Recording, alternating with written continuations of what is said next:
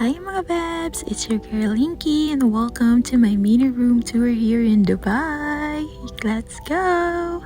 So this is a small loft type partition room and you will see outside of our door our cabinets and some of our things.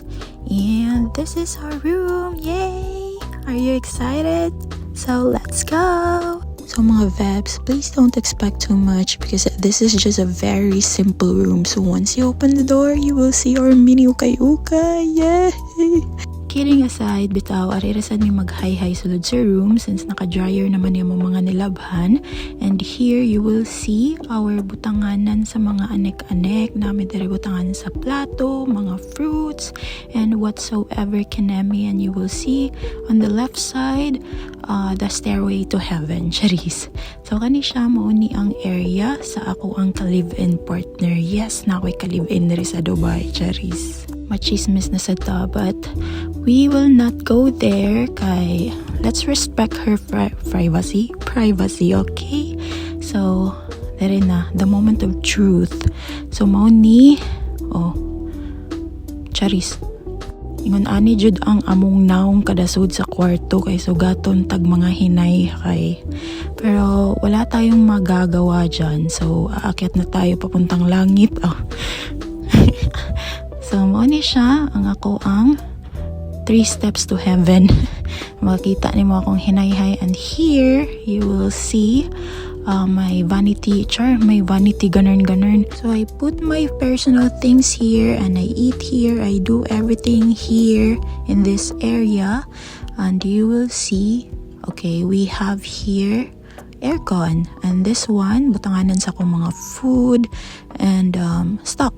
Yes. Hinayhay. Another hinayhay. Another akong electric fan. Tapos, if you will look in the side, you will see of course, my bed. Tada!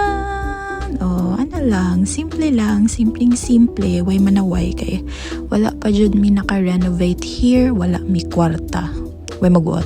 Actually, I do have here window but I covered it with blanket because it's too silaw and I don't like it. I cannot sleep well if super hayag kayong gawas. And see, ingan nilang jud kagamay ang among room, isa ra jud ka dupahan, no? Mao ni siya ang common na puy-anan sa mga naka-rent here in Dubai kay mao ni ang less og price. Bali isa ka flat tapos i-divide siya into small partitions and it will range to 1,400, 1,500 depende. Kung gamay-gamay pa jud ani mga naay tag 1,000 dirhams, dako-dako na nasa 2,000 dirhams plus. So, daring aside, butanganan po rin ako siya sa akong gamit.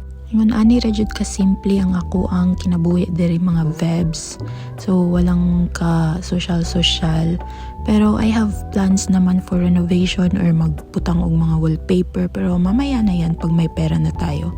So mora sa ni akong mga butang, gamay ra jud siya. Tipod maayo nga magdaghan tag butang niya gamay kay atong space. Sama tong kagamay itong space, di ba? So that's it for today's video mga vibes. Please don't forget to follow this page and like this video. I hope you enjoyed watching. See you on my next vlog. Bye!